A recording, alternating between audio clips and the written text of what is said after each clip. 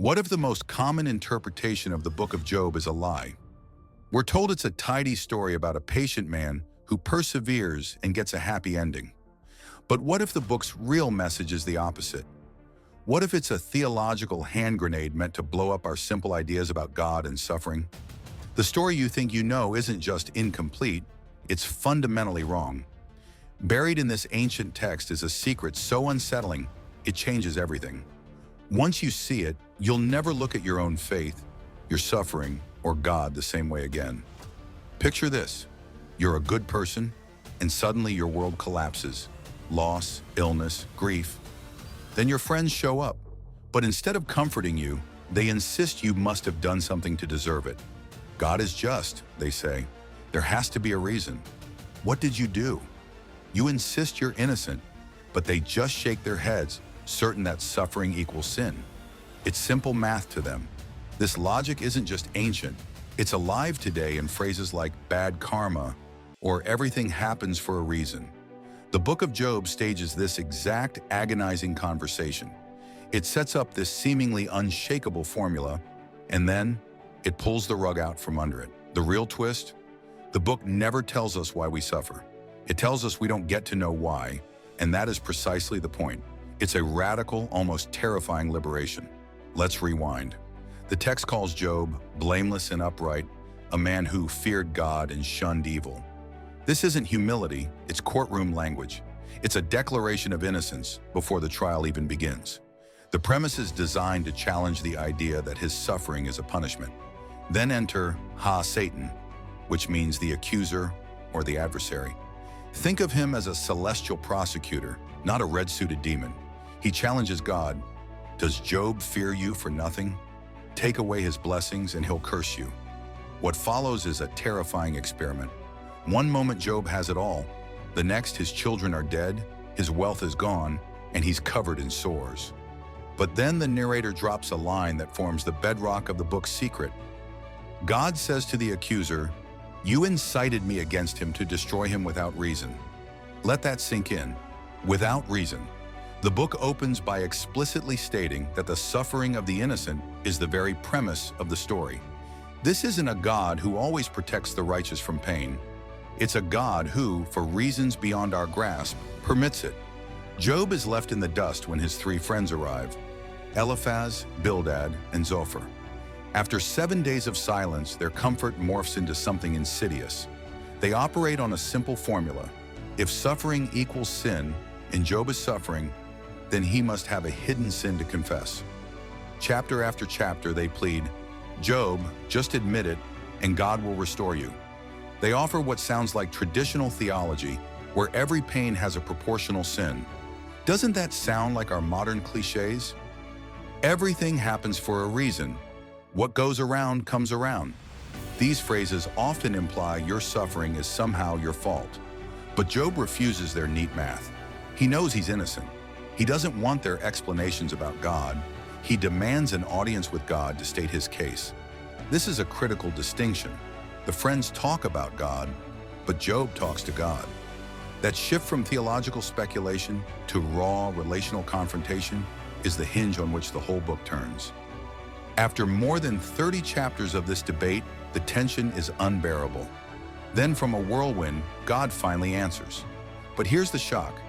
God doesn't offer an explanation, no apology, no breakdown of the celestial wager.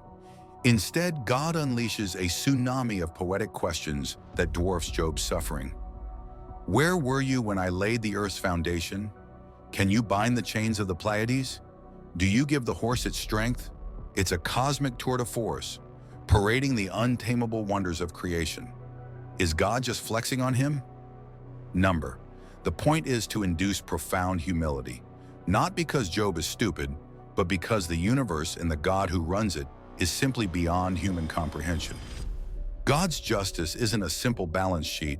It's more like a vast, mysterious ecology. When we try to shrink God down to an if-then statement, we miss the entire breathtaking picture.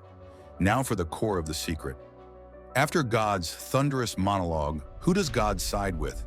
The pious, theologically correct friends, or the man who was yelling and accusing God of injustice? In a shocking twist, God sides with Job. Let that sink in. This is the moment that turns everything on its head. God directly rebukes the friends. My wrath is aroused against you, because you have not spoken the truth about me as my servant Job has. The guys with all the right answers are told they spoke falsely. Meanwhile, the man who cried out, "This isn't fair," he is the one called truthful. This is a massive theological reversal. It shatters the idea that faith is about holding the correct theological propositions. In Job, faith isn't about believing the right things about God.